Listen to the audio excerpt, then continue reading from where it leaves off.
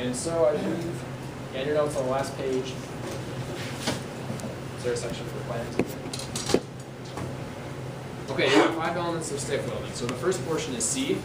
And so in the first bullet point, write down amperage or current setting.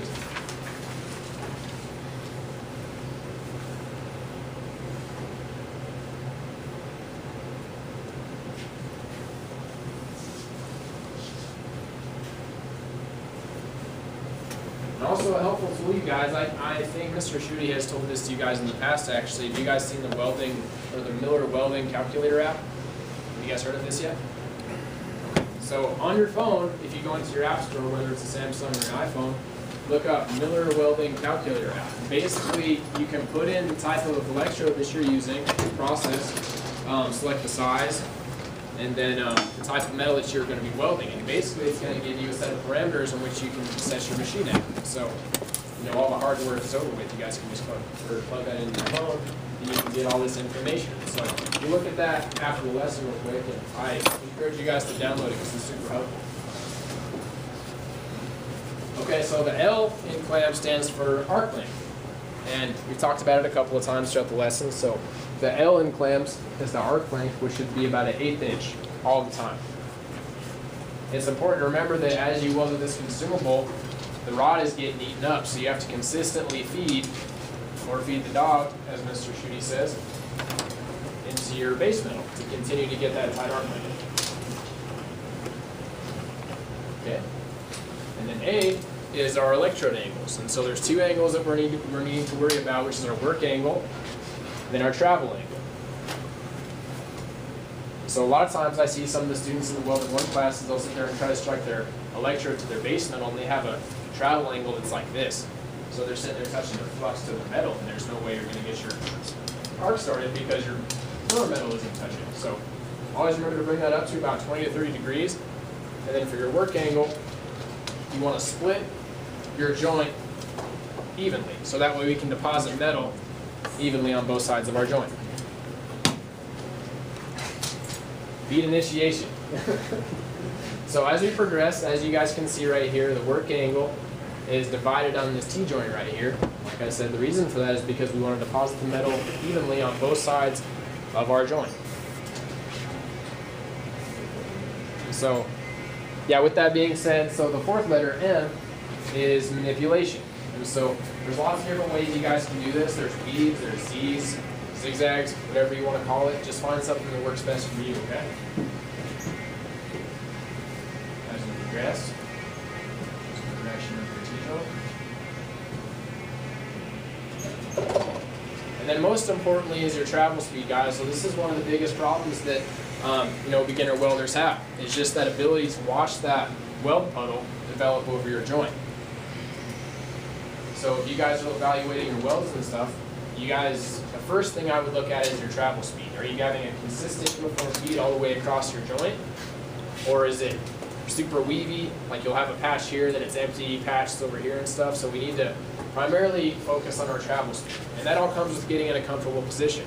And so I see a lot of you guys sometimes, you'll weld, and like I said, it's all about what works best for you. But you guys will tuck your elbows into your sides like that, and then try to progress through your joint. If you have a real steady hand, that's awesome. You know, if it works for you, then by all means, continue to do it. But what I like to do, whenever I start welding something, I always like to drop my elbow down on the table.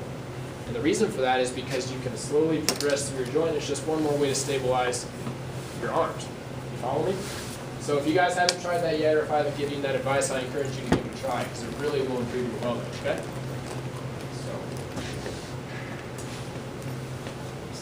And then finally, restarting our interrupted bead. And so in many cases, in welding with this consumable, we're going to run out of our electrode, so it's going to be necessary to tie in an additional electrode to continue on our joint. And so the way we do that is, number 1, we strike ahead of our crater where we were previously welding, move back into the crown of the crater. Then you guys, once you move into it, you can do like a circle to get that puddle going again, and then continue through your joint. So it takes a little bit of practice, but once you get it down, it's pretty easy after that. Okay, so real quick, I have a YouTube video for you guys to kind of show how to manipulate and move the electrode. 2 of the most common mistakes beginners find is either moving your welding rod too quickly across the seam or too slowly. I'll demonstrate both.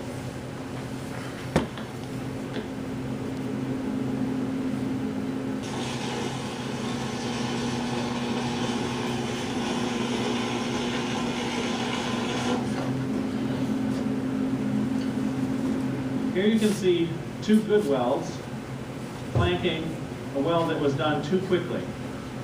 A good weld and good speed is indicated by an even spacing between these arced ridges. The weld is a consistent height, showing that you had good penetration and good deposit. As the welder sped up, you can see that the distance between those ridges increases and becomes erratic.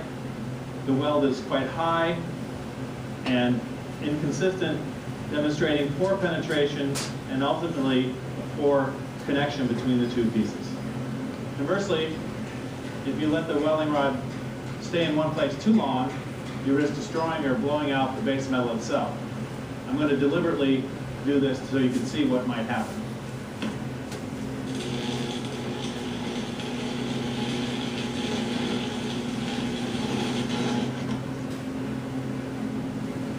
Here you can clearly see what kind of damage that can be done if the welding rod is allowed to stay in one place for too long.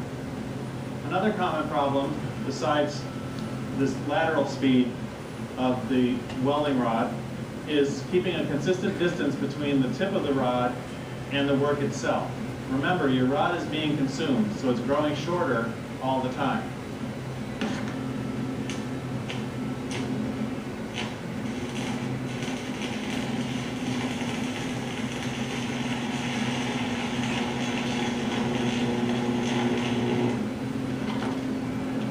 As you can see, I deliberately let the rod be consumed, and therefore the arc length got longer and longer until it finally failed.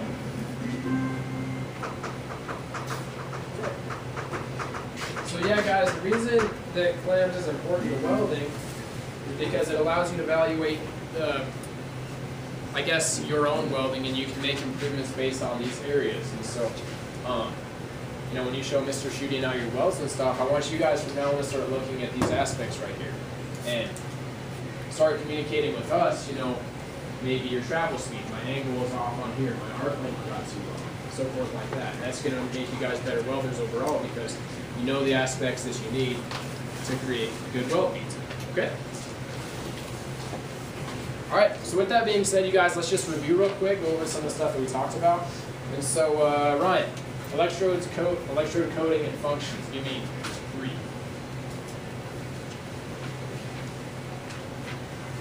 The oxidizer, have the physical properties, and increase deposit rate. Okay.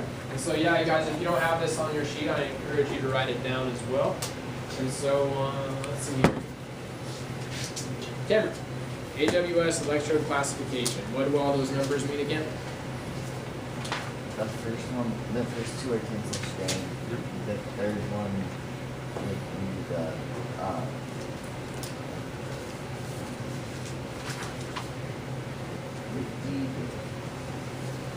position. Okay. And then the fourth one's compensation. Okay, very good. All right, and CJ, what are the 3 steps when choosing an electrode? Only go. Did you only get one? I moved that too fast. Okay. Jacob, did you get that one? What's that?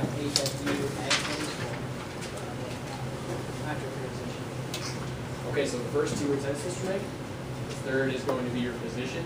And then the fourth is your flux, or your coating of your electrode.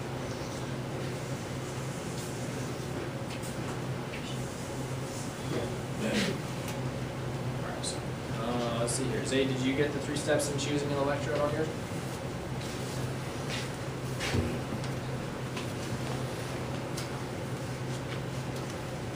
Want to say how come good? Code quality, welding carbon, steel, welding pipe. Okay, so yeah, evaluate what you need to perform the code that the job requires. What's that? Okay. Yeah, and so determine the metal that you're going to be welding on. So alloy steel or carbon steel.